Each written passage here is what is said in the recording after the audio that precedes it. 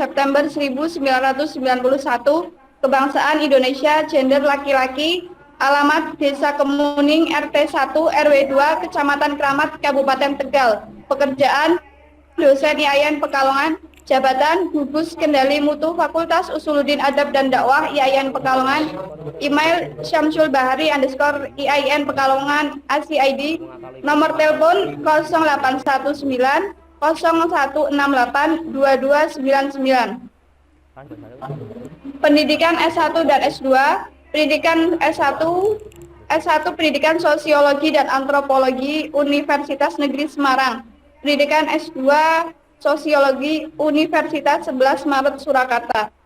Pengalaman organisasi, yang pertama, anggota bidang sosial, budaya, dan politik Himpunan Mahasiswa Jurusan Sosiologi dan Antropologi masa jabatan 2009. Ketua Bidang Kebijakan dan Strategi Badan Eksekutif Mahasiswa Fakultas Ilmu Sosial Universitas Negeri Semarang masa 2010 dan 2011. Ketua Komisi Pemilihan Umum Fakultas Ilmu Sosial Universitas Negeri Semarang tahun 2010. Ketua Umum Perkumpulan Brain Dialog Sosiologi Indonesia masa jabatan 2015 sampai 2020. Anggota Relawan Jurnal Indonesia sejak 2016 sampai sekarang.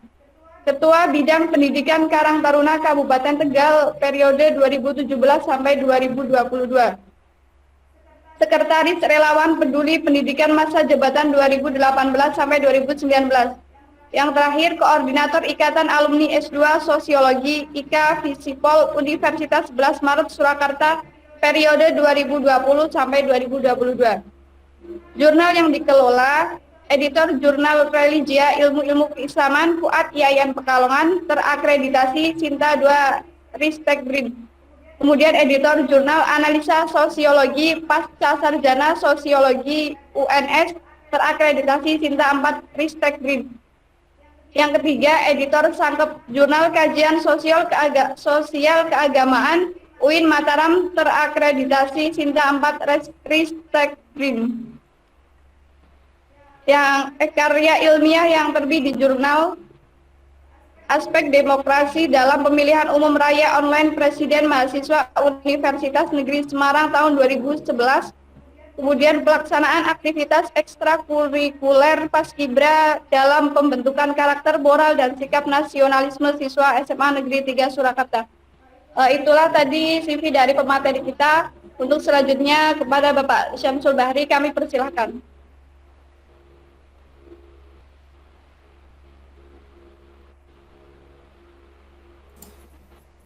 Baik, terima kasih untuk moderator. Sebelumnya saya mau bertanya kepada moderator, saya diberi waktu berapa menit untuk presentasi? 1,5 jam, Pak. Oke, baik. Mungkin saya nanti tidak banyak memberikan materi ya, tapi langsung ke beberapa diskusi saja. Bismillahirrahmanirrahim. Assalamualaikum warahmatullahi wabarakatuh. Waalaikumsalam warahmatullahi wabarakatuh. Mungkin dari Mas Mbak semuanya di sini yang senior-senior ya pasti sudah kenal dengan saya karena sudah pernah kuliah bareng saya ya. Mungkin kalau yang adik-adiknya belum karena ya belum ketemu mata kuliah saya. Jadi biasanya di mata kuliah sosiologi atau kalau di IAT itu saya hanya ngajar 2 di Fuad ini, kalau nggak sosiologi ya living Quran dan tafsir, tapi karena di hadis saya nggak ngajar living hadis ya, jadi nanti Mas dan Mbak ketemunya kalau saya ngajar sosiologi saja. Baik, tadi untuk perkenalannya sudah diperkenalkan oleh moderator ya, saya asli Tegal ya. Saya juga dulu berorganisasi kayak Mas dan Mbak semuanya, jadi memang berorganisasi itu kayak tempat untuk menempa kita untuk besok agar kita siap untuk terjun di masyarakat. Jadi Mas dan Mbak harus menempa terus ya agar nanti ketika di masyarakat itu nanti bisa bermanfaat ya. Baik, mungkin saya akan langsung saja. Saya di sini akan share screen ya. Ini materi saya nanti mungkin bisa dibagikan ke peserta yang lain, karena nanti saya tidak akan membahas satu persatu secara detail ya. Jadi saya nanti hanya pada inti-intinya saja. Share screen saya sudah terlihat ya? Sampun Pak. Sampun Pak. Halo Mbak Mod. Oh sampun Ki. Baik. Jadi panitia memberikan undangan kepada saya untuk memberikan analisis konflik yang ada di organisasi. Kalau secara teori, Mas Danba nanti bisa baca di PPT saya atau di buku-buku mengenai konflik. Tapi pada intinya ya, konflik itu karena ada ketidaksetujuan, adanya kontroversi, dan adanya pertentangan di antara kedua belah pihak secara berterusan. Ya. Itu bisa diartikan begitu. Ya. Atau masing-masing komponen antara yang satu dengan yang lain, ya, itu memiliki kepentingan. Jadi misalkan ada orang nih A ya, atau kelompok A dengan kelompok B memiliki dua kepentingan, itu pasti akan terjadi konflik. Atau bisa juga ya di dalam organisasi ya, misalkan konflik itu diartikan tidak ada, maka konflik itu akan tidak akan muncul. Padahal misalkan ada konflik, tapi anggota organisasinya atau para pemimpin organisasinya menganggap itu tidak ada. Ya. Itu nanti konflik itu akan terpendam, tapi nanti suatu saat konflik itu akan mencuat dan justru itu yang akan sangat merugikan organisasi. Jadi pengertian konflik nanti Mas dan Mbak bisa baca sendiri secara spesifik. Saya hanya memberikan kunci-kuncinya. Atau misalkan ya ada hubungan yang saling tergantung ya, itu juga bisa menimbulkan konflik kalau ketergantungannya itu begitu tergantung kayak gitu. Misalkan organisasi ILHA ini misalkan sangat tergantung ya dengan kampus ya, tapi suatu ketika misalkan ya kampus menghentikan dananya ya, ini akan terjadi konflik karena ketergantungan ini sangat erat ya. Nah, makanya ketergantungan seperti ini yang harus dimanajemen. Makanya kalau bikin kegiatan itu sesekali coba ajukan sponsorship dan sebagainya. Jadi kalau suatu saat nanti terjadi pemutusan seperti itu, nanti kegiatannya tetap bisa berjalan. Kan misalkan diajukan proposal, terus proposalnya tidak disetujui, ya, itu kan bisa menimbulkan konflik kalau misalkan tidak dimanage. Yang namanya manajemen konflik itu ya kita mengantisipasi konflik yang bisa muncul. Jadi manajemen konflik itu tidak hanya menyelesaikan konflik yang sudah ada, tapi yang belum, yang berpotensi muncul juga kita harus memanage dengan baik. Saya tidak akan berlama-lama di teori, ya. Jadi nanti Mas dan Mbak bisa lihat sendiri ya. Ini sebelum ke materi selanjutnya, ya, saya akan memutarkan ada video, ya, contoh. Ini nanti Mas dan Mbak bisa lihat sendiri. Ini video, salah satu video contoh.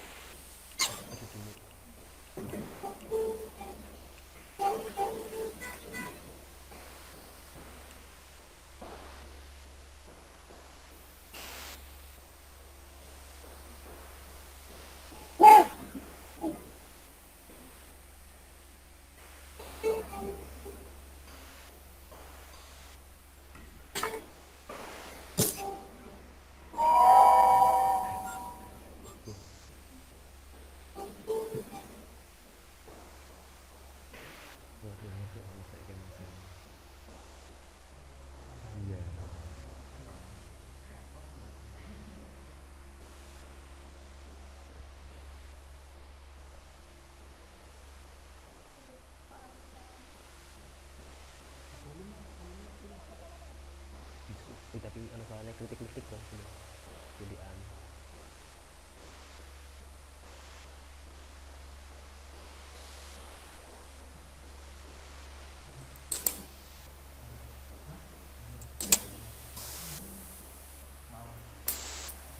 Baik, itu tadi salah satu contoh video ya ketika terjadi konflik.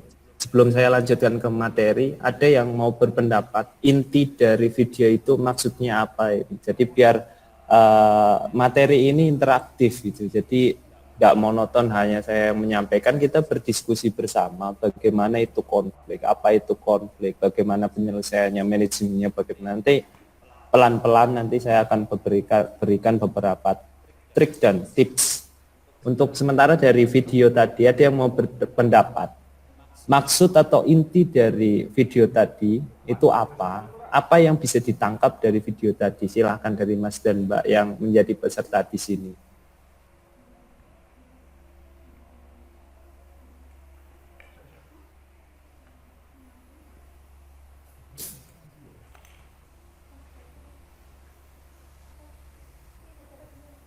Silahkan, siapapun boleh dari yang ikut organisasi di ILHA atau pesertanya atau siapapun. Inti dari video tadi itu apa? Bagaimana ketika kita menghadapi konflik, harusnya itu bagaimana? Inti dari video tadi.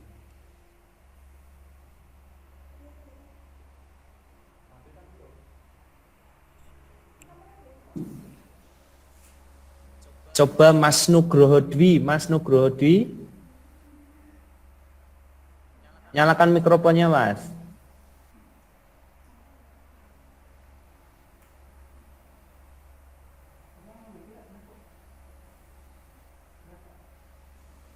Mas Nugroho Dwi, mikrofonnya dinyalakan. Ya, menurut Mas gimana? Kalau menurut saya ketika kita atau sedang dalam organisasi itu ada sebuah konflik, upaya yang harus kita lakukan itu adalah dengan kepala dingin, tidak usah menggunakan emosi yang berlebih. Kalau memungkinkan kita diskusikan bersama, kita cari solusinya bersama untuk menyelesaikan suatu konflik tersebut. Dan juga ada suatu masalah, itu yang harus kita hilangkan itu masalahnya, bukan pelaku masalahnya. Menurut saya seperti itu. Terima kasih. Ya, sekarang dari mbak-mbaknya ini. Mbak siapa yang mau berpendapat? Coba Mbak Usnul Lotimah, Mbak Usnul Lotimah.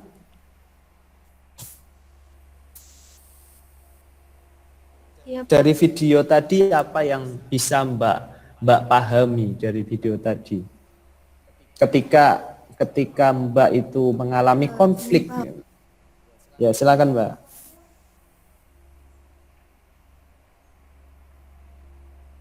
Biasanya kalau ada konflik, setidaknya kita jangan saling kuat-kuatan gitu, ya mengalah kayak gitu. Ya, terima kasih Mbak. Jawabannya bagus sekali. Ya, jadi dari video tadi ya kita bisa melihat kalau tidak ada yang saling mengalah, ya, yang terjadi apa? Akan merugikan semuanya. Ya. Akhirnya kan tadi jembatannya rusak. Terus yang orangnya kuat, misalkan kuat di dalam organisasi itu siapa? Ya, pemimpin atau ketuanya. Kalau ketuanya selalu merasa benar kayak gitu. Misal antar ketua departemen atau ketua divisi ya, ngotot-ngototan. Nah, nanti anggotanya pengen memberikan masukan tidak boleh gitu. Ya, yang terjadi seperti itu tadi. Ya, akhirnya jembatannya rusak, tidak bisa dilewati oleh organisasi yang besar lagi. Ya, akhirnya hanya bisa dilewati oleh anak-anak kecil itu tadi atau anggota-anggota organisasi. Akhirnya akan merugikan semuanya. Ya.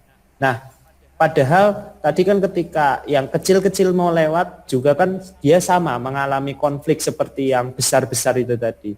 Tapi biasanya seorang pemimpin atau orang yang lebih besar itu tidak mudah untuk mengalah. Padahal salah satu manajemen konflik adalah apa? Mengalah, ya, atau mencari jalan tengah, atau mencari win-win solution.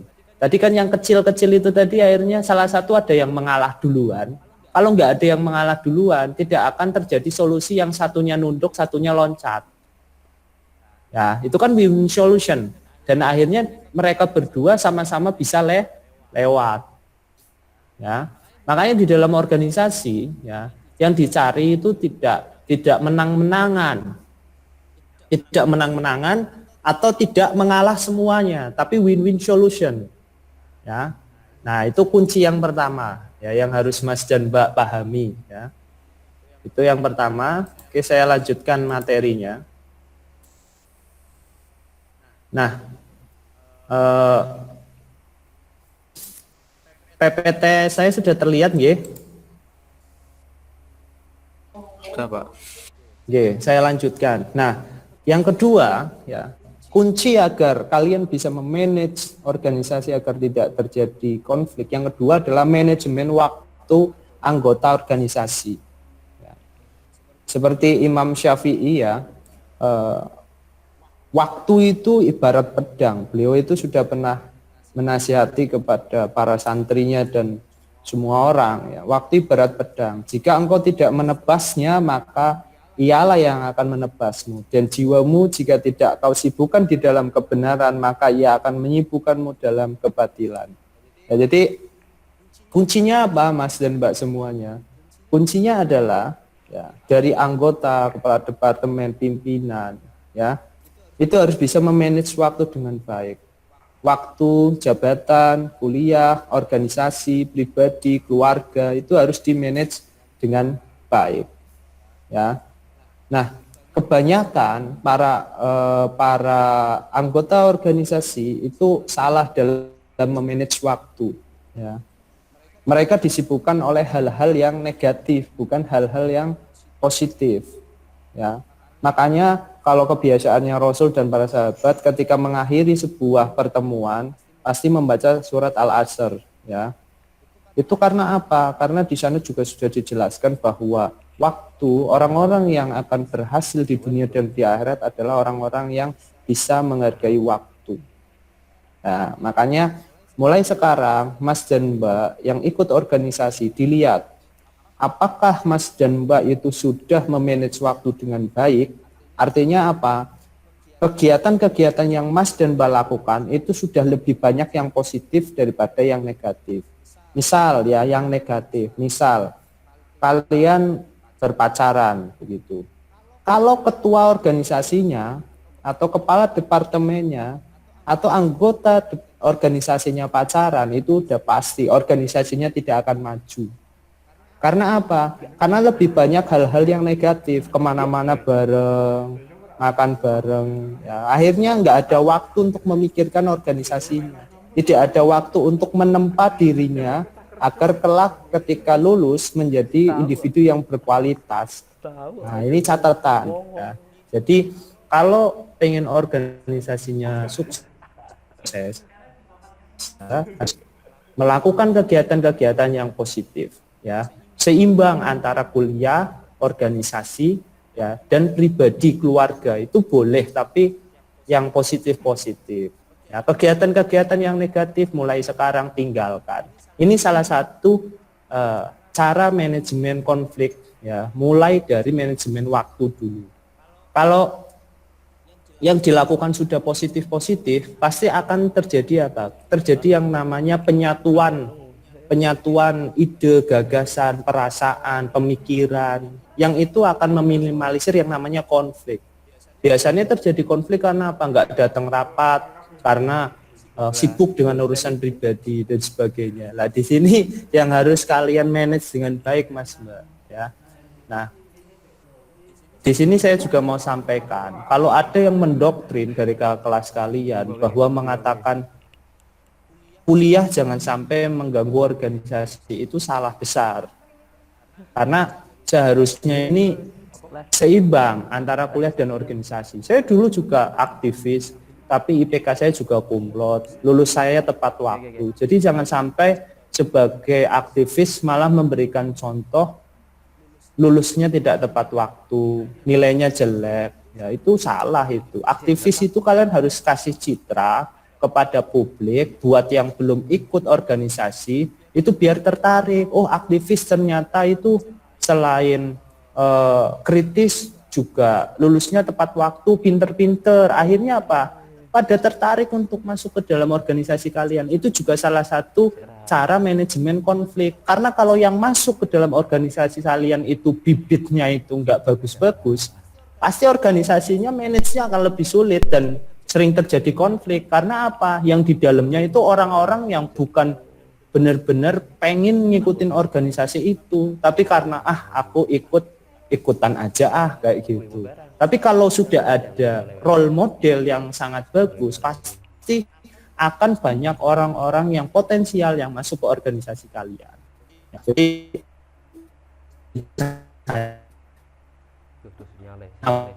organisasi malah menjadi satu bentuk negatif, tapi harus jadi yang positif. Nah, strategi manajemen organisasi ya nanti di konflik ini, kalau kalian nggak pengen ada konflik organisasi ya harus yang pertama ada ADART, harus dipahami bersama, visi misi program kerja juga harus selaras. Jadi jangan cuma dibahas setiap tahun saja tapi nggak paham isinya apa, terus pas bahas yang dibahas kata-katanya lagi bukan esensinya, esensi dari isi pasal per pasalnya. Harusnya esensinya bukan itu harusnya diganti di, itu harusnya diganti yang, hurufnya harusnya depannya kecil, depannya harus begini, itu enggak esensial. Yang sering terjadi kan begitu. Nah, jangan sampai seperti itu. Nah, selanjutnya organisasi itu harus adaptif, inovatif. Seperti yang dilakukan oleh HMJ ILHA ini saya sambut baik karena di saat HMJ yang lain malah melaksanakan kegiatan secara tatap muka, kalian menggunakan online, kalian sudah tepat. Itu tanda bahwa kalian memanage konflik. Karena kalau dilakukan secara langsung, ketika terjadi apa-apa, yang kena nanti adalah ketua organisasinya dan penanggung jawabnya. Tapi ketika dilakukan secara online, ini kan salah satu bentuk manajemen konflik, sehingga ke depan tidak akan terjadi konflik. Seperti kegiatan yang dilakukan oleh HMJ sebelah kalian, terus yang sebelumnya itu kan viral akhirnya, dan penanggung jawabnya disuruh laporan itu. Pertanggung jawabannya bagaimana? Nah, itu juga salah satu bentuk manajemen konflik yang baik. Ini tak kasih contoh langsung. Nah, harus adaptif. Seperti kalian ini menggunakan Google Meet, ini kan adaptif ya. Misalkan lagi kegiatan lomba-lomba yang harusnya berjalan secara offline dilakukan secara online ya. Misalkan lomba-lomba olahraga menjadi e-sport ya, electronic sport dan sebagainya ya. Nah, kalian juga harus mempunyai yang namanya indeks kinerja utama sebagai bahan evaluasi. Jadi 3 bulan pertama program kerja apa yang harus berjalan, selanjutnya itu, dan harus continue di inovasi, dievaluasi ya. Selanjutnya ini ada problem solving. Jadi ketika nanti terjadi sebuah konflik, itu kalian harus melakukan problem solving ya. Tapi sebelum saya lanjutkan ke materi ini, saya akan tunjukkan video lagi ya yang bisa menggambarkan 9 jalur untuk penyelesaian di dalam konflik organisasi ya.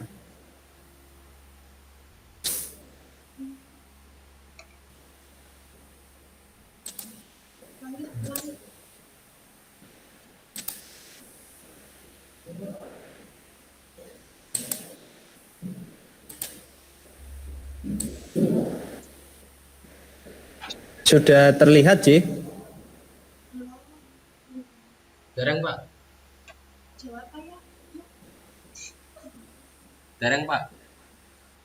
Belum.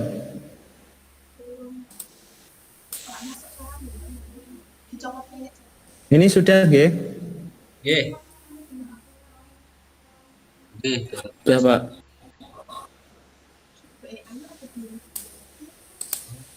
Kamu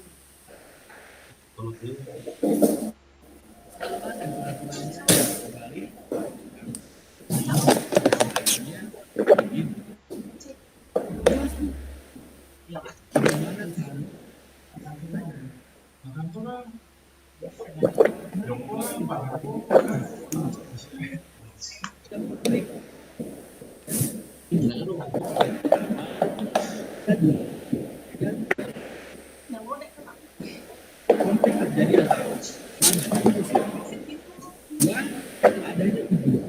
kayo sih?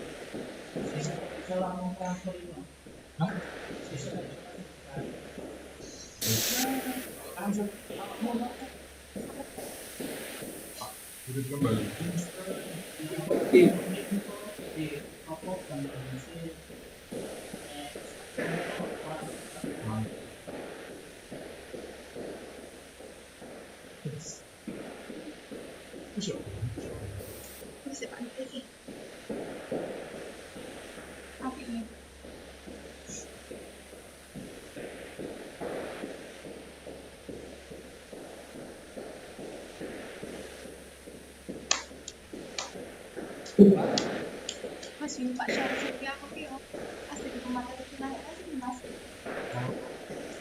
Aku ki ndak ter iso. Iki mau apa ki awak ora. Aku apa?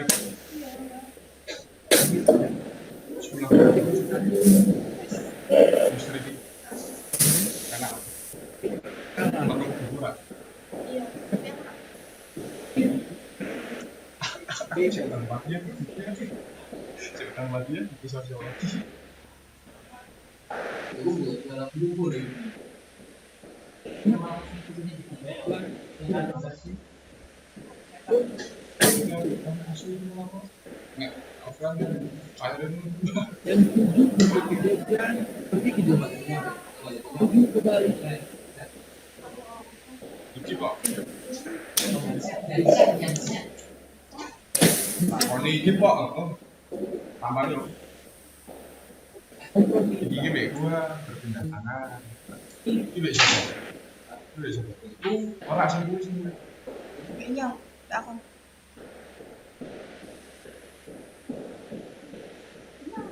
Kalau nanti dapat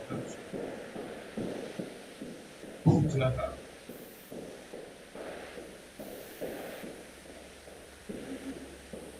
Masuk.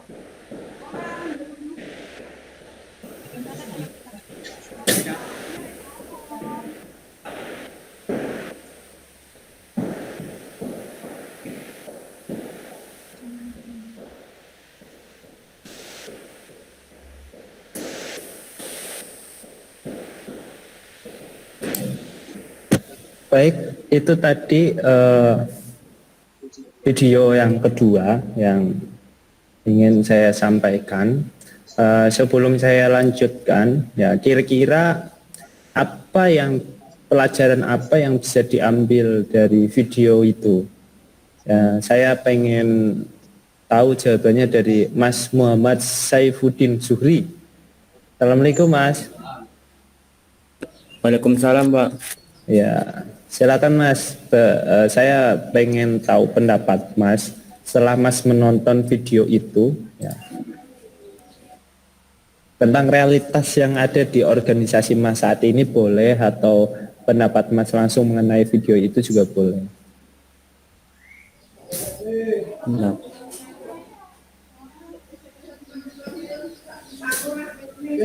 Pendapatnya itu harus bermusyawarah Pak. Iya. Terus berbicara empat mata gitu biar tidak terjadi konflik. ya berarti Baik. ya betul.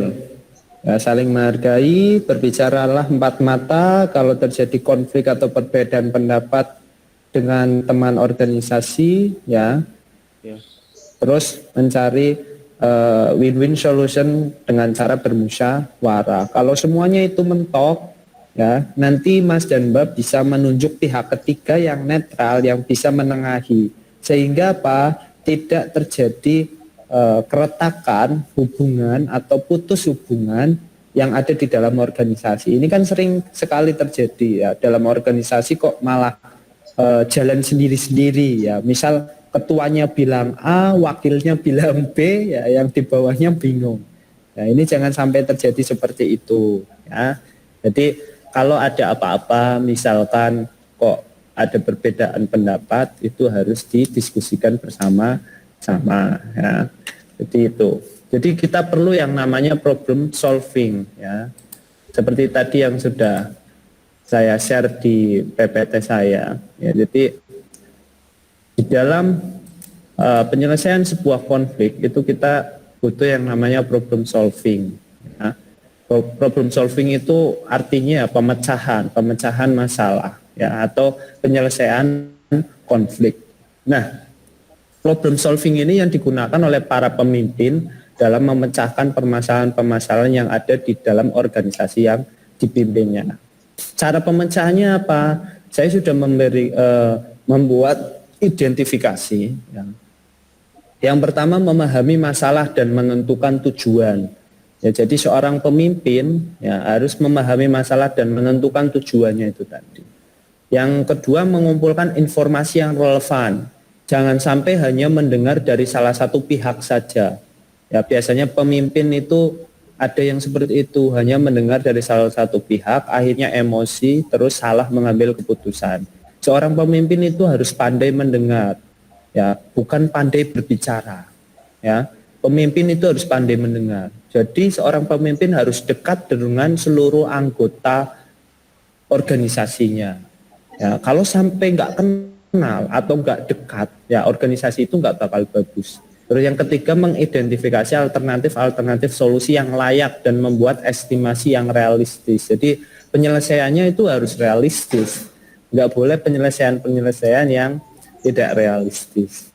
Terus selain itu juga harus merumuskan kegiatan-kegiatan yang akan ditempuh dalam penyelesaian masalah. Jadi step by step-nya itu harus ditentukan. Ya, jadi nggak boleh hanya ngomong ya udah berarti solusinya begini, tapi nggak ada step by step-nya. Harus ada step by step-nya. Ya.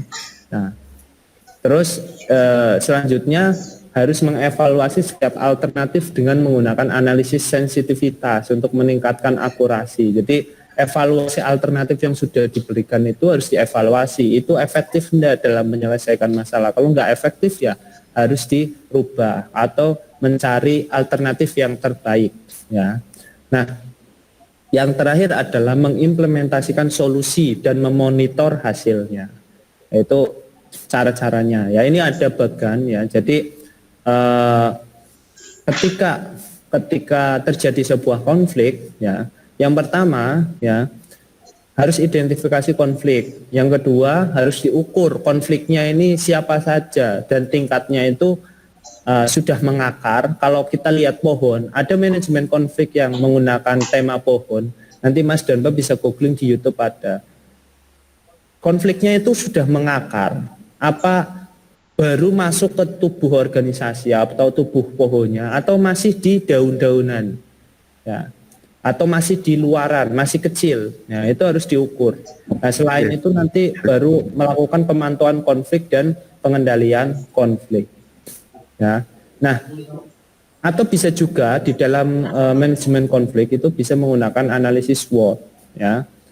SWOT kan artinya strength, kekuatan. Jadi mengukur kekuatannya, weakness-nya, kelemahannya itu apa saja, threat, ancamannya bagaimana dan peluangnya bagaimana ya. Ini nanti bisa diukur dengan jelas. Cara pengukurannya begitu. Pakai apa? Pakai panca indera, ya sebagai alat komunikasi, ya bisa dengan bicara, bisa dengan mendengar, ya pokoknya seluruh alat indera. Nah, dibantu dengan apa? Dengan hati dan pikiran, dengan perasaan, pikiran dan perasaan yang bersih tentunya. Nah, ini ada beberapa solusi dalam manajemen konflik. Nanti Mas Donbang bisa baca sendiri. Ini konflik secara besar sih, ada gencatan senjata, arbitrasi, mediasi, ya, konsiliasi, ya, telemet, ya, adjudication. Ini udah biasa ya. Nah, ini ada cara-cara juga yang lainnya. Nanti ini saya tidak akan membahas ini lebih detail karena menurut saya itu sangat teoritis. Jadi kita langsung ke praktisnya saja. Ya, di dalam praktek sebenarnya inti dari suatu konflik itu ada pada komunikasi. Ya, jadi komunikasi antara pimpinan dengan bawahan itu harus terjalin dengan baik. Ya. Mas Denba mungkin pernah dengar cerita, misalkan ya cerita tentang kerbau yang mengeluh capek kepada si kucing. Ya.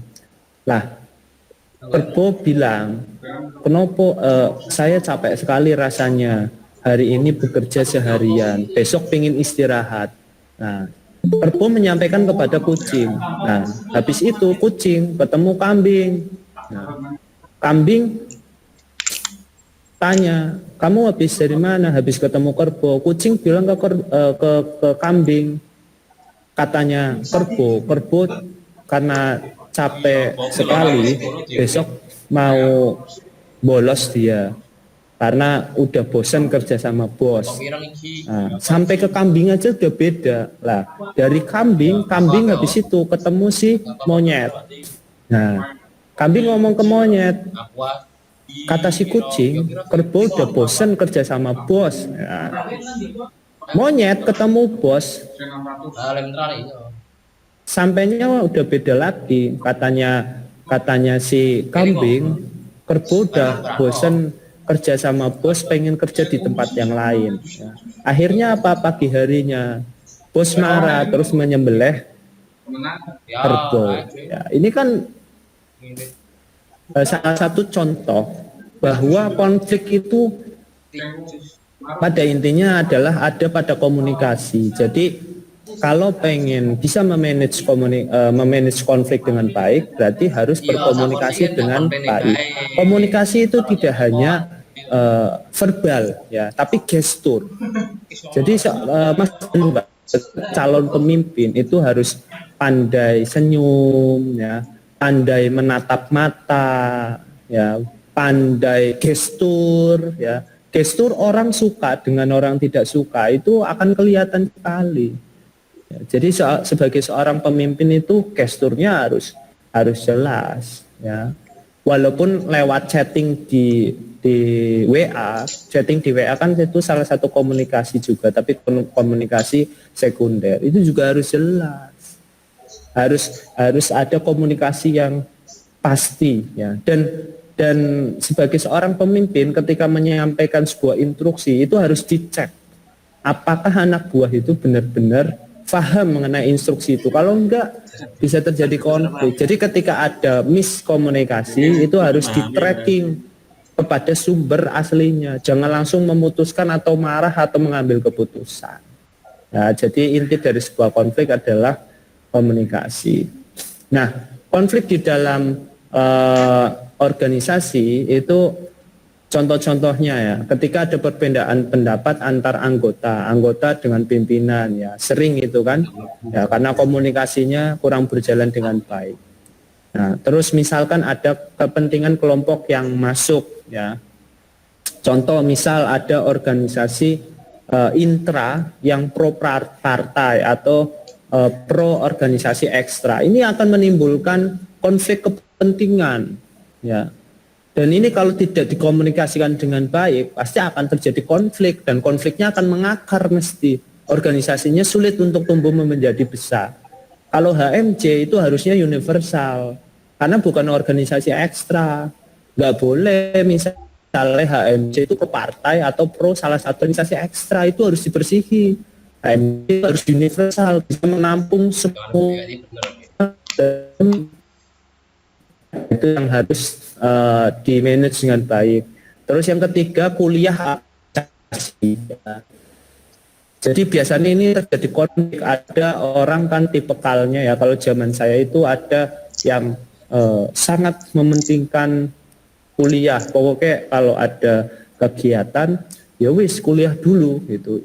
Itu penting karena secara logis harusnya semua orang seperti itu. Lah yang terjadi pemikiran para senior-senior yang baru belajar organisasi itu seringnya mengabaikan kuliah, mementingkan organisasi yang nomor satu. Itu salah. Harusnya ketika mau mengadakan rapat, pastikan bahwa seluruh anggota organisasi itu tidak sedang kuliah. Cari waktu, cari tempat yang representatif, yang bisa menampung semua aspirasi dari anggota kamu. Misalkan rapatnya dimulai jam berapa yang seluruh anggota enggak ada kuliah, tempatnya di mana yang mudah dijangkau. Itu salah satu manajemen konflik yang baik. Jangan sampai kalian benturkan antara kuliah dengan organisasi. Itu organisasi nggak bakal maju, karena secara logis tanggung jawab Mas dan Mbak semuanya adalah menyelesaikan kuliah dengan baik. Itu tanggung jawab kepada orang tua. Kalau organisasi itu hanya untuk apa? Tempaan, untuk plus. Jadi biar nanti lulusnya menjadi lulusan yang plus, ya nggak lulusan yang biasa-biasa saja. Seluruh teman-teman saya, seluruh dosen-dosen itu kelihatan yang karirnya bagus ya, yang teman-teman saya yang sukses itu semuanya dulu ikut organisasi. Ya. Kalau yang hanya pinter saja itu rata-rata nggak jadi apa-apa sekarang. Ya. Terus ada lagi misalkan ya konflik antara organisasi dengan pacar. Ini sering terjadi, makanya tadi saya sampaikan kalian harus fokus. Kalau nggak fokus ini sangat bahaya, karena tantangan ke depan kalian itu semakin tantangannya semakin besar ya.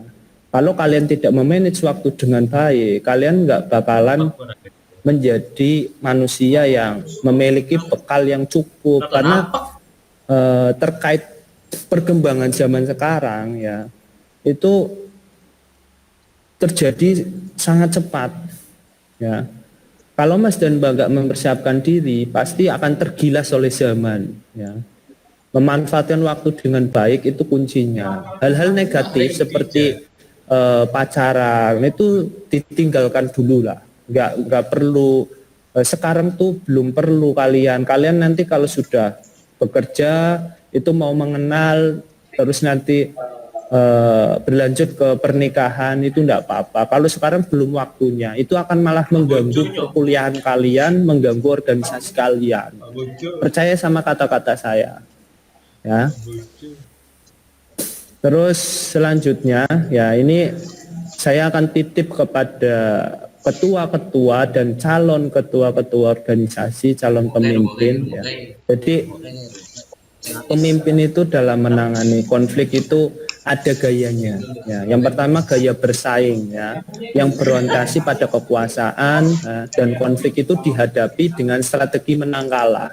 Tadi kan Mas dan Mbak udah lihat ya, kalau strategi menang kalah pasti ada yang sakit hati ya. Tapi ini gaya kepemimpinan, tapi silakan Mas dan Mbak nanti memilih gaya kepemimpinan yang menurut Mas dan Mbak cocok. Terus yang kedua gaya pengelola konflik ya. Dengan apa? Dengan menghindarkan diri dari konflik ya. Cenderung ke arah bersikap netral. Sewaktu-waktu adanya keharusan untuk mengambil posisi atau sikap tertentu. Jadi ada gaya yang seperti itu juga, menghindar ya. Yang ketiga gaya akomodator. Menghendaki konflik diselesaikan tanpa masing-masing pihak yang terlibat dalam konflik. Jadi pemimpin itu menyajikan pandangan-pandangan mereka dengan keras dan berarti. Terus yang keempat, pengelola yang menekankan pada kompromi. Nah, yang kelima ada kolaborator, adalah cara mengelola konflik apabila pihak-pihak yang berkonflik merumuskan kembali persoalan dan kemudian dicari pemecahannya. Nah, ini terserah mau jadi kolaborator juga bagus atau kompromi ini bagus ya. Yang penting gayanya jangan menang kalah ya, atau bersikap netral ya. Ini salah satu contoh yang menghindar, ini nggak bagus. Tapi kalau 3, 4, 5 menurut saya bagus, ya. Nah, makanya dalam mengelola suatu organisasi itu butuh yang namanya reward dan punishment. Jadi tidak selamanya itu konflik itu bersifat negatif, tapi bisa bersifat positif. Misalkan divisi atau departemen yang kinerjanya bagus dikasih reward. Nah, yang kinerjanya nggak bagus kasih punishment. Ya. Jadi pemimpin yang hebat itu yang bisa memanfaatkan seluruh SDM organisasinya dengan baik. Baik SDM yang bagus maupun yang tidak bagus, ya. Nah, terus yang kedua, bagaimana melihat masalah dari sisi yang lain, hikmah dari sebuah masalah, ya. Seperti dua sisi uang logam. Ya, jadi sebenarnya kalau terjadi sebuah masalah itu justru ruang belajar kalian. Jadi jangan anggap itu sebagai satu kendala yang sangat berat, enggak. Diskusikan, musyawarahkan, ya, cari pemecahannya. Ya, ini kan proses kalian belajar menempa diri. Nanti ketika terjun di masyarakat jadi enggak kagetan, enggak apa-apa marah, enggak apa-apa bingung kayak gitu, ya. Nah, yang ketiga adalah profesionalisme, ya. Jadi kalau di dalam organisasi kalian harus profesional. Kalau belum bisa profesional, ya paling tidak belajar untuk loyal. Bagaimana cara loyal kepada organisasi? Caranya adalah kalian meluangkan waktu yang banyak kepada organisasi. Tentunya setelah kuliah. Ya. Yang penting kalau kalian tidak pacaran, pasti bisa itu membagi waktunya. Tapi kalau kalian pacaran, ya sudah. Pasti kacau semua, kacau kuliahnya, kacau organisasinya. Ya. Itu yang bisa saya sampaikan, Mas dan Mbak. Mungkin nanti dilanjut diskusi saja, ya. Saya nggak menyampaikan materi terlalu teoritis, tapi langsung kepada pengalaman-pengalaman yang pernah saya rasakan di dalam berorganisasi. Jadi materi dari saya cukup sekian. Saya kembalikan kepada moderator.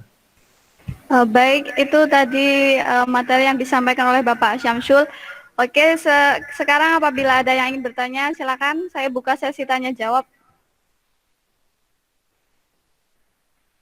Ayo Mas, Mbak.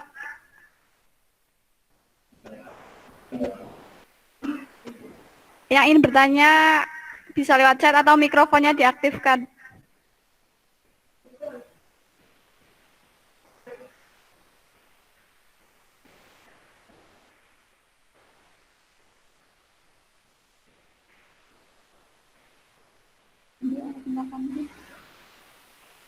Ayo silakan yang ingin bertanya.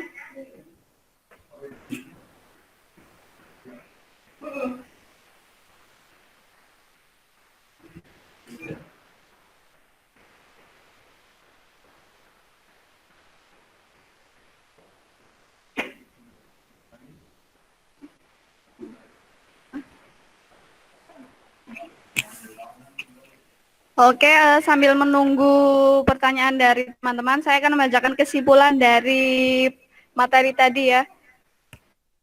Di masa pandemi ini kita harus pintar-pintar dalam memanajemen organisasi. Kunci agar tidak terjadi konflik dalam berorganisasi yaitu yang pertama, dalam berorganisasi kita harus bisa saling mengerti. Kemudian kita harus bisa memanajemen waktu anggota organisasi. Dan yang paling penting adalah komunikasi. Kita harus bisa berkomunikasi dengan baik. Dengan komunikasi yang baik, maka suatu organisasi akan berjalan dengan baik. Dalam berorganisasi, kita juga harus bisa bersifat profesionalisme. Nah, itu tadi kesimpulan dari materi manajemen konflik. Silakan yang ingin bertanya.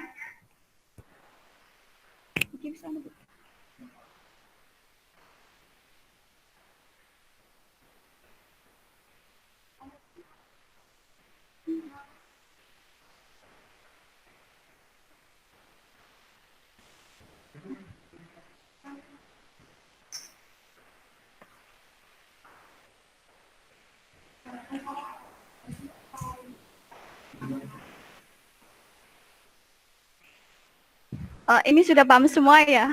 Ini padahal materinya menarik loh teman-teman. Ayo mungkin Mbak Husnul Khotimah bisa bertanya, mau bertanya? Ayo silakan diaktifkan mikrofonnya.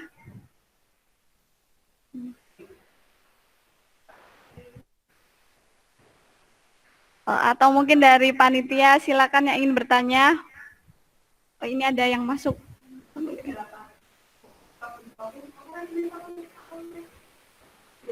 Ini dari Nugroho Dwi. Mas Nugroho, ada ya? Lagi saya akan bacakan pertanyaannya. Saya ingin bertanya, seberapa pentingkah problem solving bagi diri sendiri? Terima kasih. Ada lagi? Nah, ini Muhammad Rifai. Saya bacakan pertanyaannya. Mengenai gestur Pak, terkadang di dalam organisasi ada anggota atau pimpinan dari organisasi kita kok gesturnya kurang ramah, tidak murah senyum. Kita ini curhat ini ya Mas ya. Kita sebagai anggota jadi nggak suka. Kita jadi kurang betah dalam organisasi tersebut. Nah, itu bagaimana solusinya agar kita tetap betah dalam organisasi tersebut, Pak? Matur nuwun.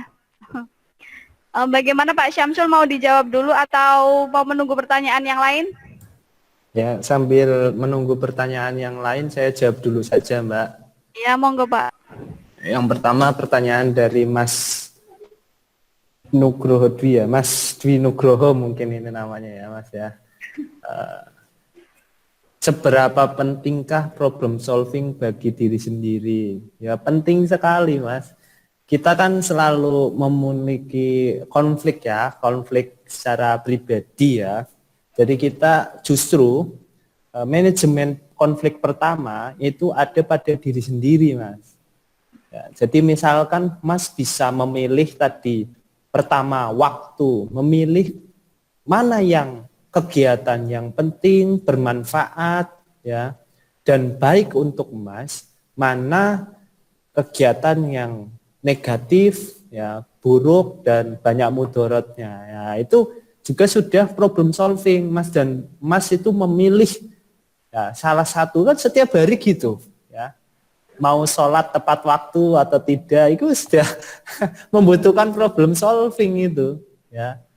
Mas harus membiasakan diri untuk sholat tepat waktu, itu sudah problem solving. Memilih di awal sholat itu sudah problem solving. Jadi penting sekali. Orang yang sukses memimpin, orang yang sukses di dunia itu di Al-Quran, di hadis sudah jelas, Mas. Orang yang bisa memanage waktu dengan baik ya.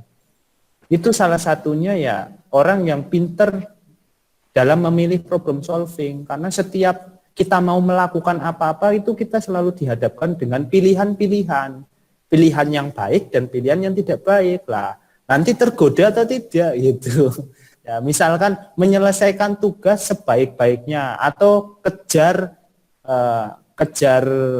satu malam ya.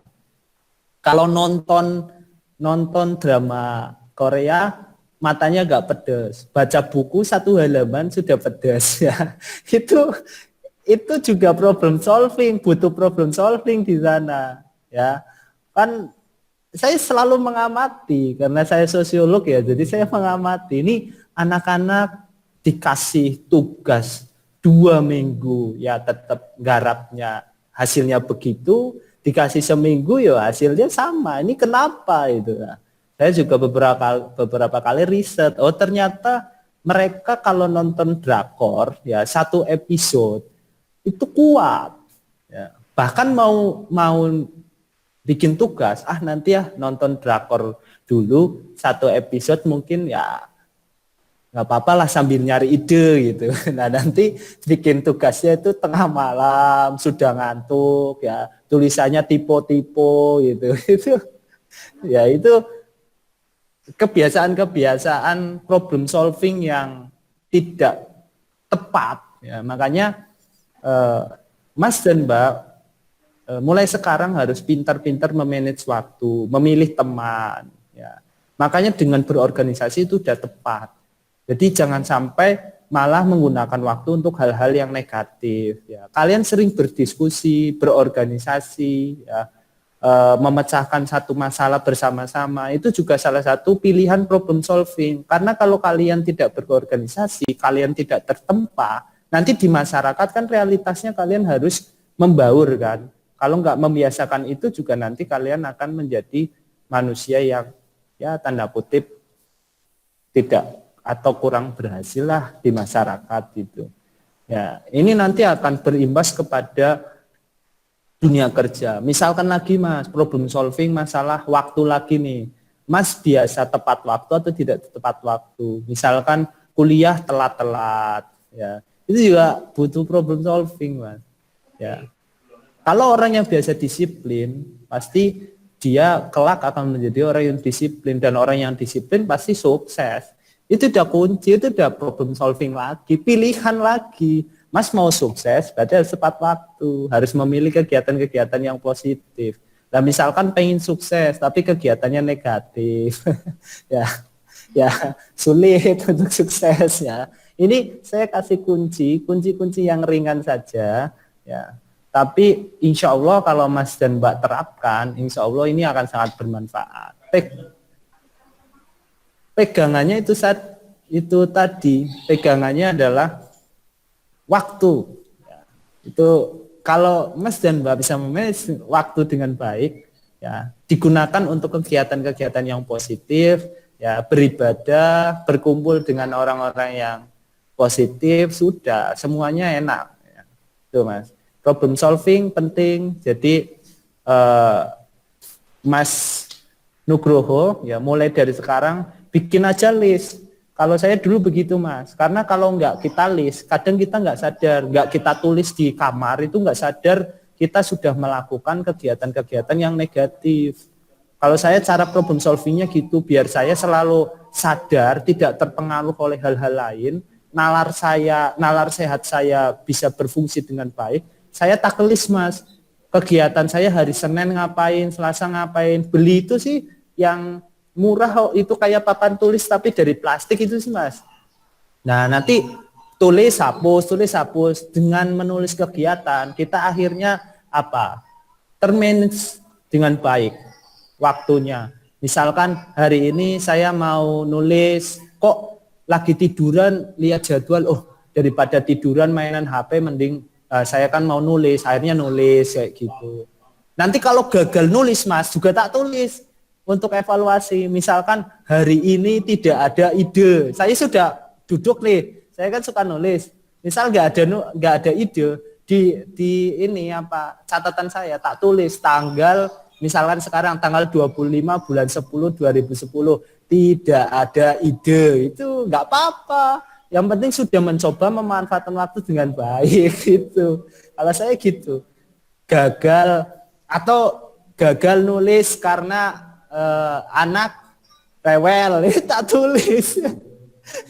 Gak apa-apa gitu. Yang penting kita berusaha memanfaatkan waktu dengan baik. Itu jawaban dari saya Mas Dwi. Semoga menjawab. Yang kedua mengenai gestur, ya ini sudah pasti ya. Ini yang ingin saya sampaikan. Memang di dalam organisasi itu kebanyakan karena merasa senior, ya. Jadi akhirnya nggak ramah. Ya, enggak, ini apa? Tanda kutip ya, penyakit organisasi-organisasi yang sulit berkembang. Kalau pengen organisasinya maju, ya berikan citra yang positif. Jangan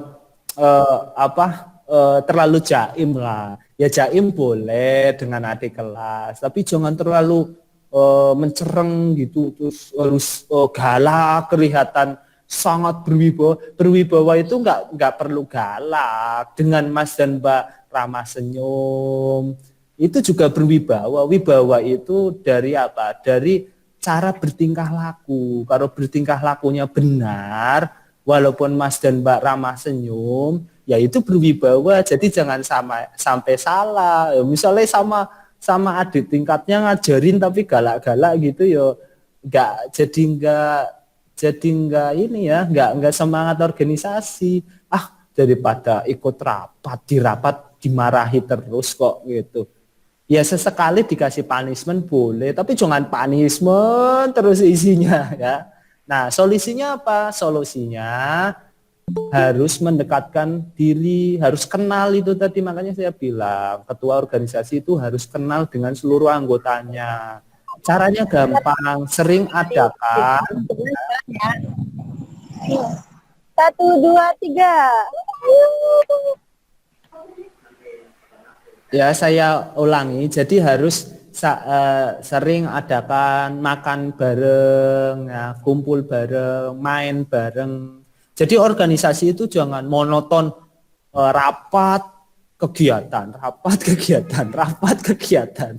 Ya, sekali-kali guyon bareng. Dulu tuh saya, Mas, waktu mimpin organisasi tak ajak gobak sodor bareng, ya. Itu kan kegiatan zaman kita kecil tapi menyenangkan dan menyatukan di antara satu dengan yang lain. Ngono kuwi, ya. Ajak gobak sodor, terus main apa permainan-permainan yang menyenangkan. Misal tebak-tebakan ABCD gitu. Kalau di sekretariat itu enggak, jadi di sekretariat itu enggak melulu bahas proker, ngobrolin politik. Itu berat itu kayak gitu karena tidak semua anggota organisasi itu suka politik ya, dan tidak semua anggota organisasi suka ilmiah. Jadi harus kayak gitu, main tebak ini huruf ya ABCD-nan itu kayak gitu-gitu untuk menyatukan antara organisasi antar anggota organisasi satu dengan yang lainnya ya. Mungkin jawabannya begitu ya Mas Rifai ya. Ini memang sering terjadi, makanya kalau saya ngisi acara itu saya sampaikan. Kemarin juga saya ngisi di Ormawanya Universitas Negeri Malang juga tak sampaikan. Kurang lebih ya masih sama, saya herannya. Kok ya masih ada loh di era milenial sekarang, kakak kelas yang galak-galak itu kan zamannya saya, bukan zamannya Mas dan Mbak. Itu ya, Mbak moderator. Gimana Mas Nugroho atas jawaban Bapaknya? Coba bilang terima kasih sama Bapaknya, Mas. Terima kasih atas jawaban dari Bapak. Berarti kalau pada intinya secara tidak langsung dari problem solving itu bisa membuat membentuk karakteristik dari diri sendiri ya Pak ya. Ji, betul Mas. Ya, terima kasih Pak. Sami-sami. Kalau Mas Rifai gimana Mas? Coba mikrofonnya diaktifkan. Iya, jadi kan Bapaknya tadi menjelaskan yang dari tadi itu kan kita sebagai misalnya senior. Nah, yang saya tanyakan itu kalau kita sebagai anggota, nah terus kita melihat para senior atau anggota lain yang mungkin kurang ramah itu apa yang harus kita lakukan biar kita betah gitu loh Pak maksudnya. Biar betah Mas, caranya Mas harus tebarkan aura positif kepada mereka. Nah terus diajak diskusi Mas, ngobrol. Mas, Mbak, saya itu salah satu cara manajemen konflik kan kita musyawarah ya, cari win-win solution. Jangan sampai itu dipendam sendiri ya. Kalau misalkan Mas Rifai tidak enak menyampaikan langsung kepada yang bersangkutan, sampaikan kepada senior yang orangnya enakan atau yang dekat sama Mas Rifai. Mas, Mbak, aku kok ketemu Mas A atau Mbak A itu kok gak enak banget ya, dan itu bikin kita gak semangat organisasi kayak gitu. Itu juga bisa dilakukan ya. Kalau memang sudah merasa akrab, itu ya lebih enak disampaikan langsung agar tidak terjadi miskomunikasi itu tadi. Makanya kan saya sarankan ketika memanage sebuah organisasi itu harus apa?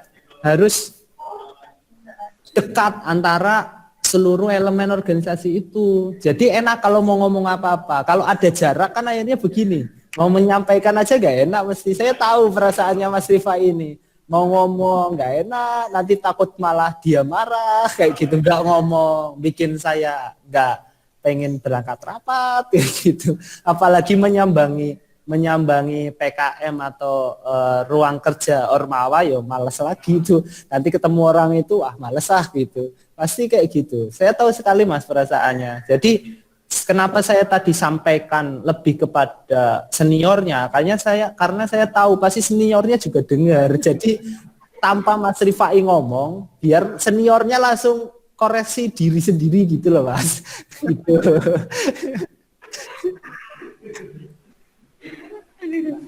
Oke, terima kasih. Untuk Mas Rifai mungkin seniornya bisa diajak ngopi Mas. Oke. Yang lain ada yang ingin bertanya, yang cewek? Kameranya tolong diaktifin biar bapaknya lihat wajah-wajah calon ahlul hadis. Coba diaktifin semua.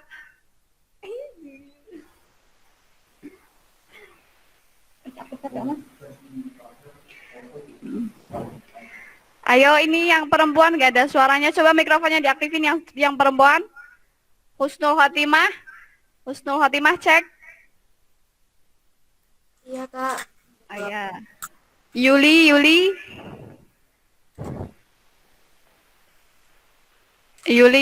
Yuli rebahan ya Yul.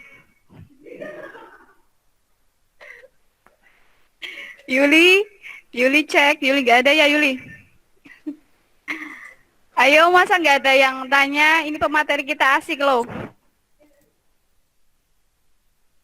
Atau Mas Rifai mau curhat lagi mungkin Mas? Mas Rifai, kameranya di on Mas.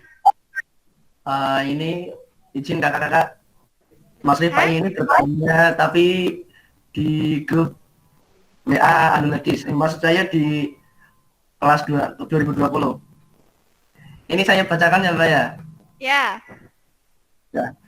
Salah satu yang menghambat suksesnya organisasi adalah pacaran.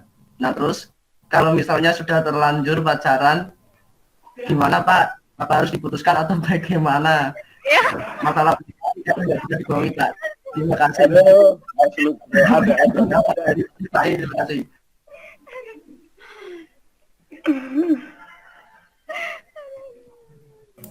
Ya, nanti gini tuh Mas Rifai bilang, Adek, aku sungguh mencintaimu.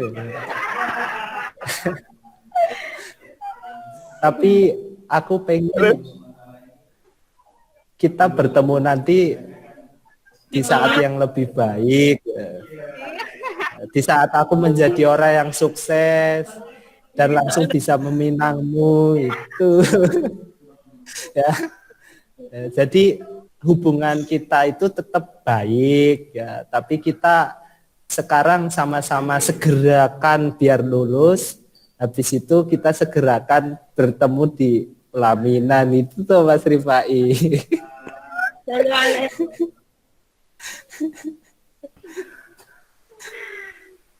Ya, akhirnya tak ajari nih. Ya, emang Mas Rifai udah punya pacar ya Mas?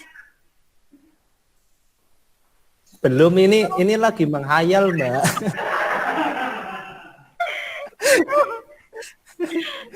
Aduh. Anak Ilham nggak pacaran Mas, pakainya ta'aruf. Nah itu loh Mas. Loh. Padahal Mas Rifai, aduh aku mau jujur tapi malu. Mas Rifai kalau mau curhat nggak apa-apa Mas. Kating-kating Ilham ini insya Allah ramah-ramah, baik-baik, ganteng-ganteng, cantik-cantik. Iya, tapi ada yang galak ya Mas ya.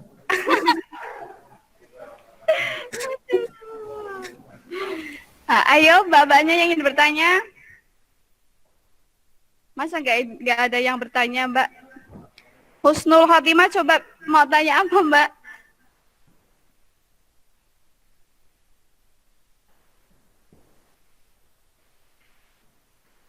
Mbak Sania Nisa mungkin? Oh, Husnul silakan. Kalau misalkan mahasiswa nggak ikut organisasi, apa itu menjamin mahasiswa tersebut nggak sukses kayak gitu Pak? Tadi kan katanya kalau jadi mahasiswa itu harus aktif ya di organisasi juga, terus di perkuliahan juga gitu. Silakan Pak Syamsul. Oke, terima kasih Mbak Husnul Khotimah untuk pertanyaannya ya. Itu pertanyaan bagus ya. Jadi kenapa lebih banyak orang yang organisasi yang berhasil? Karena dia sudah terbiasa untuk memanage waktu dan memanage konflik ya. Sedangkan orang-orang yang tidak berorganisasi itu kan dia individualistis, dia hanya kuliah kampus. Jadi di zamannya saya itu ada 3 jenis mahasiswa, Mbak. Yang pertama itu mahasiswa yang dijuluki sebagai FC, kelas bawah ini. Jadi zaman dulu itu nggak cuma zamannya Mas dan Mbak saja ya, drakor. Kalau zaman dulu itu ada yang namanya FC itu drama Jepang atau Korea saya lupa itu ya. Artisnya siapa ya? Ya itu ada 4 cowok ganteng pokoknya lah ya. Tapi itu dijadikan sindiran atau satir ya. FC itu singkatan dari Fafo Flonga Flongo ya. Jadi kalau golongan yang paling bawah itu FC Fafo Flonga Flongo. Jadi dia cuma apa?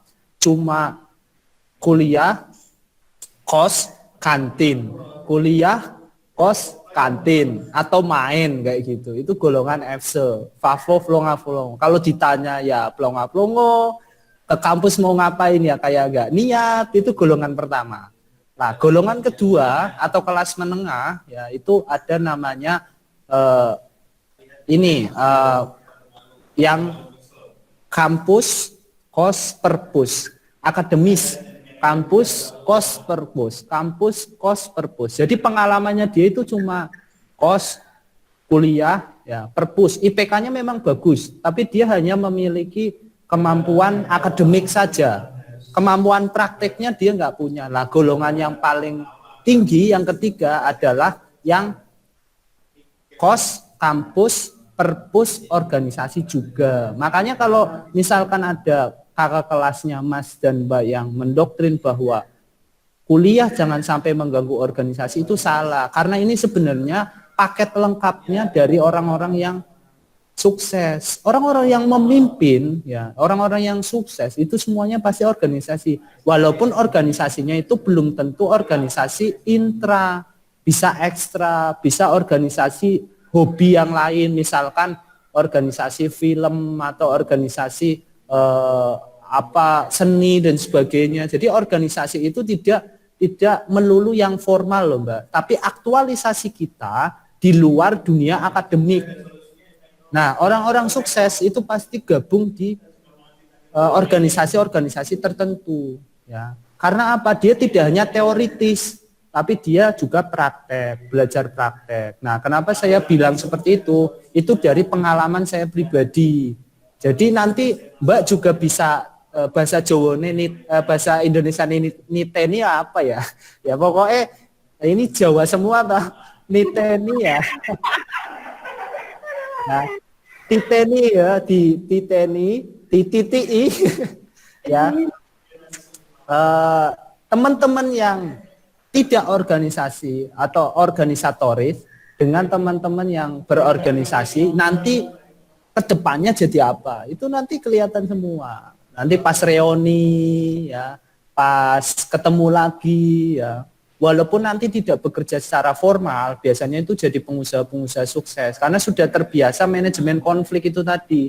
Jadi ketika mendapatkan tempaan, misalkan nyari kerja kok nggak dapat, akhirnya dia bisa mencari ide-ide lain, ya, problem solving itu tadi, pemecahan masalah. Saya sudah lulus kuliah. Saya daftar kerja nggak dapat karena biasa berorganisasi, akhirnya bisa problem solving, mencari solusinya berwirausaha karena sudah biasa berorganisasi, biasa lobby sana sini, akhirnya dan punya teman banyak, wirausahanya maju kayak gitu. Nah itu dari saya seperti itu, Mbak. Jadi pada intinya adalah organisasi ini menjadi tempat untuk menempa diri, ya. Kalau pengen plus, makanya tadi kan saya bilang ya lulusnya plus ya berorganisasi itu tadi. Itu Mbak Husnul Khotimah, semoga bisa menjawab pertanyaannya. Ya, terima kasih Pak.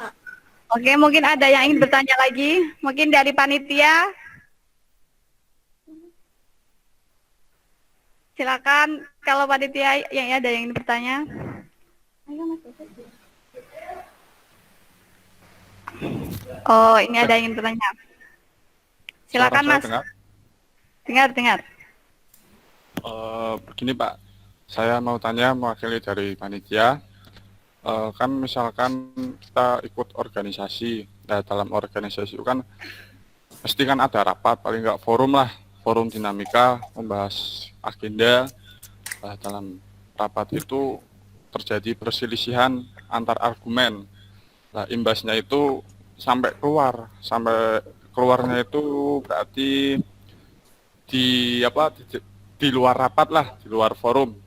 Imbasnya sampai ke situ, bahkan sampai ke kelas, bisa jadi mungkin sampai itu ke kelas. Nah, itu cara mengatasinya gimana biar nggak merembet keluar masalahnya, padahal kan itu hanya masalah yang ada di forum saja, di diskusi beradu argumen. Nah, itu tidak nemu dan akhirnya sampai keluar. Mungkin itu saja Pak. Monggo. Terima kasih Mas. Ini saya kaget kok Mas Solihin kok rambutnya duwemen. Ini Mas bagus loh. Iya. Iya. Ternyata kok Mas Solihin saiki ora kacamatanan jadi langsing ya. Mas bagus dipakai Mbak moderator. Iya. Ya. Saya masih ingat kalau yang sudah pernah kita kuliah bareng, insya Allah ingatan saya ya masih ada lah ya. Kayak Mas Irham kan itu dulu sukanya ini, nggak usah tak ceritakan di sini. Ya, jadi kayak teori 9 cabang itu tadi loh Mas Bagus. Ya. Jadi misalkan di dalam perdebatan ya pasti ada yang tipenya menghindar, ya, tipenya menyerang dan tipenya berdamai. Ya. Kalau yang tipe menyerang itu kan nanti akhirnya gitu, akhirnya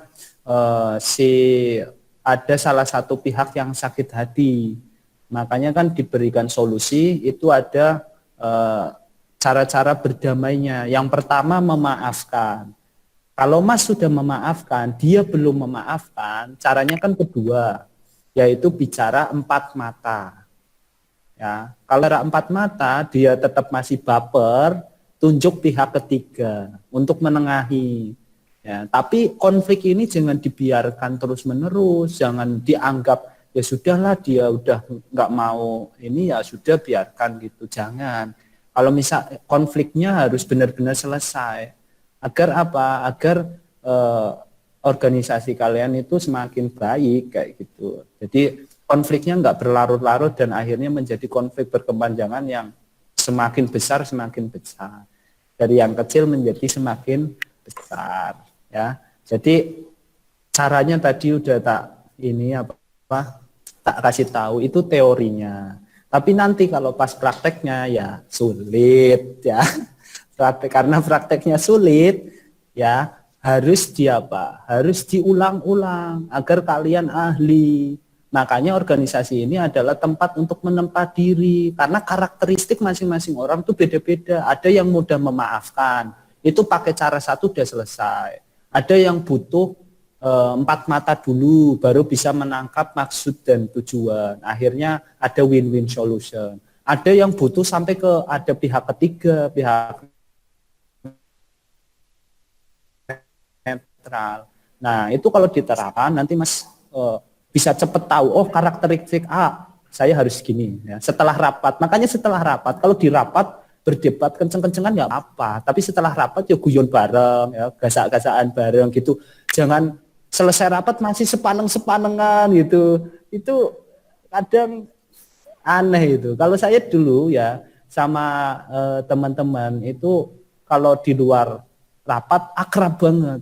Tapi kalau di dalam rapat memang sering berdebat adu argumen, tapi karena akrab, setelah rapat selesai ya sudah. Ya. Yang jadi masalah kan karena pasti kalian kurang akrab. Nah, cara paling gampangnya kalau mempraktekkan 3 solusi itu sulit, ya kalian harus akrab, sering main bareng, ya, makan bareng, ya. Kalau sama-sama cowok ya bubuk bareng, ya si kos ya. Tapi nek cowok cewek ya jangan ya. Jadi biar apa? Biar semakin akrab, ya. Nah, kalau sudah akrab, ada selisih paham sedikit, pasti bisa saling mengerti. Kayak tadi di video pertama. Kalau bisa saling mengerti kan ada yang nunduk, ada yang loncat, masalah selesai. Kalau tidak ada yang saling mengerti, nah, konfliknya sampai ada korban itu tadi. Ya, korban yang pertama, yang besar-besar jatuh, ya kan? Nah, korban kedua jembatannya jadi rusak, cuma bisa dilewati orang kecil-kecil saja. Ya, itu ya Mas Bagus ya. Jadi yang akrab dengan temennya, ya. Ini saya jadi nggak enak malah kayak nguliti organisasi.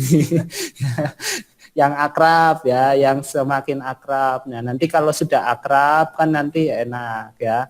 Besok-besok ada apa-apa, bro, aku ditulungi. Kalau misalnya nggak akrab yo sulit ya. Itu Mas Bagus. Itu Mas Bagus. Iya, Pak. Diakrabi Mas. Oke, yang ingin bertanya lagi mungkin dari perempuan Sania Nisa Ul Husna. Silakan kalian bertanya.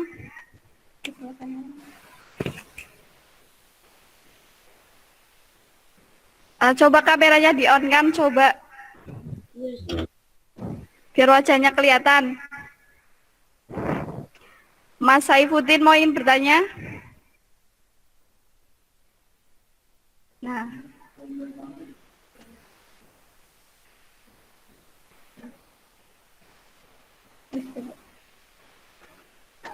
Yang ingin bertanya ada enggak? Rugi loh kalau nggak bertanya. Kita udah hadirkan Bapak Syamsul. Rugi kalau nggak bertanya.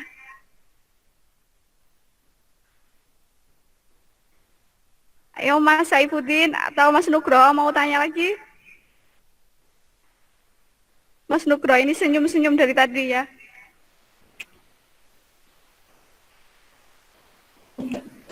Udah, nggak ada yang bertanya kan?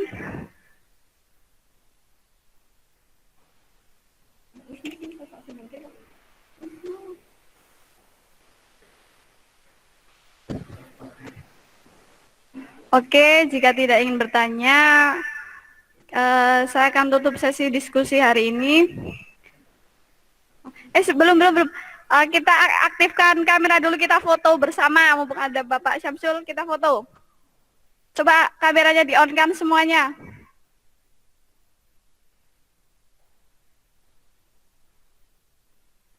Ayo. Udah on semua, Bu. Ayo semua panitia juga di-on kan semuanya. Wajahnya Mas Rifai. Mas Rifai, halo. Kameranya di-on kan, Mas? Mas Rifai, cek. Nah, kan kelihatan wajahnya.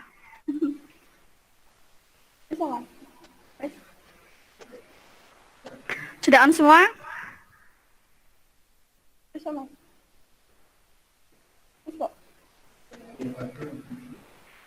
Saya hitung ya. 1, 2, 3.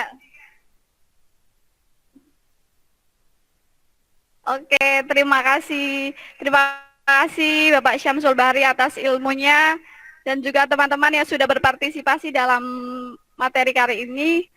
Saya selaku moderator mohon maaf apabila ada tutur kata yang kurang berkenan di hati. Akhir kata, wabillahi taufik wal hidayah. Wassalamualaikum warahmatullahi wabarakatuh.